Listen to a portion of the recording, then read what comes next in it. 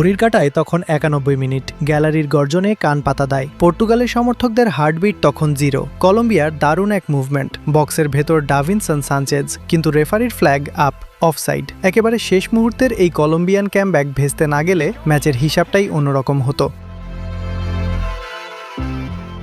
Round of 16-এর রাস্তাটা কি Cristiano রোনালদোরা নিজেরাই নিজেদের জন্য কঠিন করে তুলল? স্কোরবোর্ডে জলজল করছে 0-0, কিন্তু যারা শুধু টিভিতে রেজাল্ট দেখেছেন তারা জানেনই না মাঠের ভেতর কি লেভেলের রোলার কোস্টার চলেছে। রোনালদো, ব্রুনো, ফেলিক্সদের নিয়ে গড়া হেভিওয়েট পর্তুগাল, অন্যদিকে হামেস রদ্রিগেজ আর লুইস দিয়াজদের আনপ্রেডিক্টেবল কলম্বিয়া। কেউ কাউকে 1 ইঞ্চি জায়গাও ছাড়েনি। প্রথমার্ধের ৩১ মিনিটে সেই রহস্যময় ভিএআর ডিসিশন ক্যান্সেল হওয়া, ম্যাচের পারত্ব ওখানেই চরমে উঠেছিল। এরপর 59 মিনিটে রোনালদোর গোল বাতিল হলো অফসাইডের ফাঁদে পড়ে। কেন এই ড্র পর্তুগালের জন্য একটা বিশাল বড় ধাক্কা? চলুন দেখে নিই মাঠের ভেতরের আসল গল্পটা।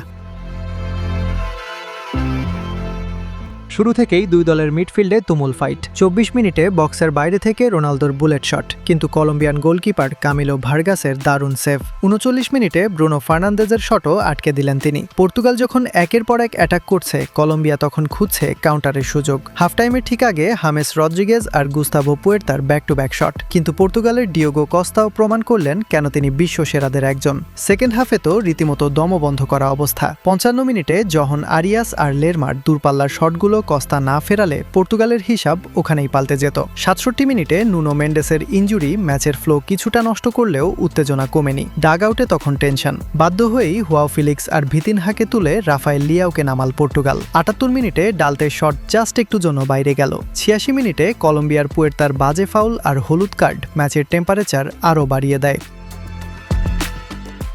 আর একদম শেষ মুহূর্তের ড্রামা, ৫ মিনিটের ইনজুরি টাইম। ৯১ মিনিটে লুইস সুয়ারেজের হেড জাস্ট একটু জন্য মিস।